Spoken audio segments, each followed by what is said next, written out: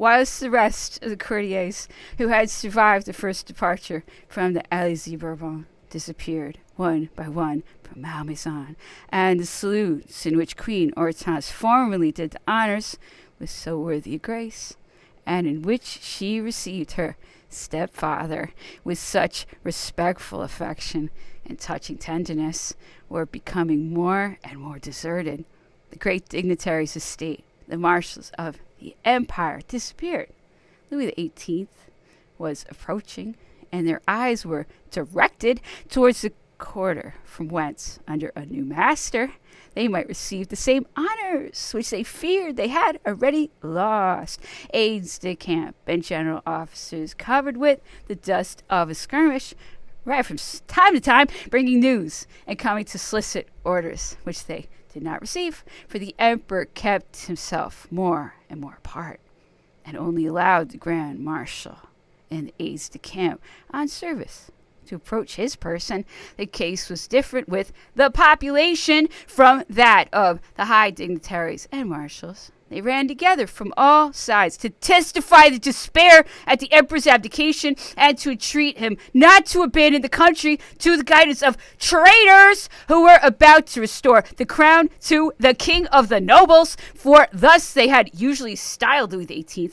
During the course of the day, a dispatch arrived for General Becker. It was at first supposed to relate to the emperor's departure, but it referred to a very different subject, and he was advancing, and fears were entertained for the emperor. The dispatch was as follows. Order the Minister of War to General Becker, Paris, June 28th. General, you will take the command of a body of the guards at present at Ray, and proceed to burn and completely destroy the bridge of Chateau by means of the troops of the Courbevoie. I shall also cause the bridge of Bessons to be destroyed and send one of my aides de camp to superintend the operations. Tomorrow I shall send some troops to Saint-Germain, but in the meantime, guard yourself against an attack by that road. The officer who is the bearer of this letter is commissioned to bring me back a report of the execution of the order. The Prince of Acmio.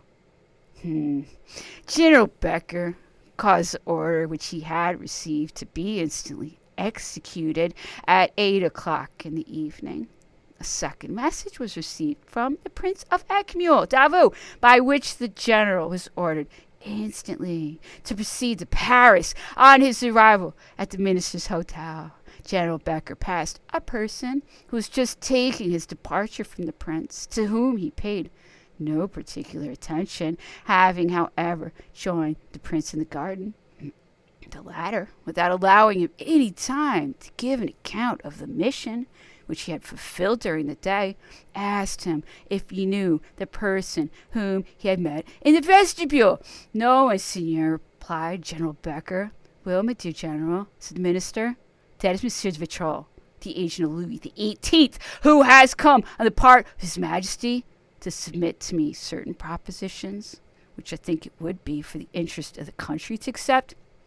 If mine are accepted, I shall tomorrow ascend the tribune to explain the nature of our situation, and in order to show the necessity which I think exists for the adoption of projects which I deem useful to the national cause. As may well be supposed, such an extraordinary confidence made a lively impression upon General Becker. Marshal, replied he, I admit that I cannot conceal from you the astonishment which I feel at seeing you adopt a determination which is to decide the fate of the empire in favor of a second restoration. Beware of taking upon yourself such responsibility. There are, perhaps, still resources to repel the enemy, and the chamber by its votes in favor of Napoleon II appears to me not to look with satisfaction on the return of the Bourbons. The minister were, perceiving that he had not gained the approbation of General Becker, broke up the conversation, and entering his office, placed in his hands a copy of the preceding document, the original of which had, during the course of the day, been sent to the Minister of Marine.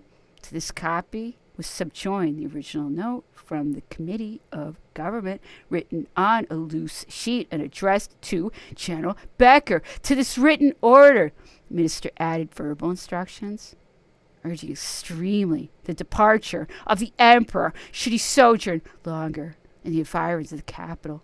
It was said he could no longer be answered for. At the break of day, General Becker sent out for Malmaison, which he had left more sorrowful, more solitary, and desolate than ever, for the preceding evening Queen Hortense had taken leave of the emperor.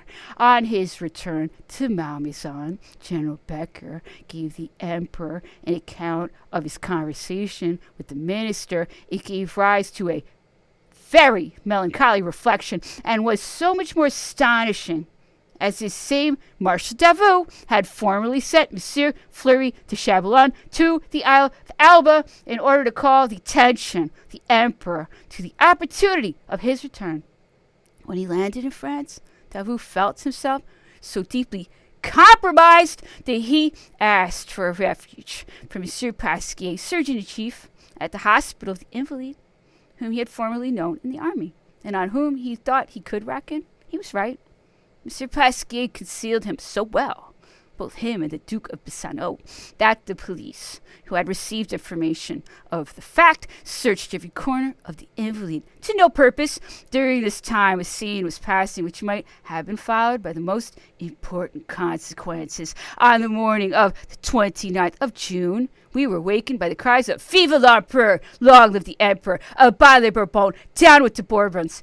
Bas les traîtres! Down with the traitors!" These cries were uttered by the division of General Brayer, who was returning from La Vendée and had stopped before the entrance to the palace. The soldiers refused to proceed a step further, declared their earnest wish for the restoration of their emperor, and protested that they themselves would proceed to take him by force and place him at their head, unless their officers consented to be the interpreters of their wishes. General Brayer yielded to the wish of his soldiers, ordered them to halt upon the road, and came to ask an audience of the emperor. I was in attendance. I thought the emperor was in bed and went to waken him, when I found him sitting in his library, reading Montaigne. "What is it?" said he to me, turning round at the noise which I made in opening the door. "Sire," replied I, "it is General Brayer, who is returning with his division from La Vendée." "Well, what does he want with me?" "He craves permission to see your majesty in the name of his soldiers, who, on being made acquainted with your presence at Malmaison, eagerly and loudly demand that your majesty would consent to put yourself at their head." "What does Marshal Becker think of this request?" "I do not think he's at Malmaison, but if he is here, he is asleep probably." "Cause him to be sent for, if he be here, and let him come with Brayer."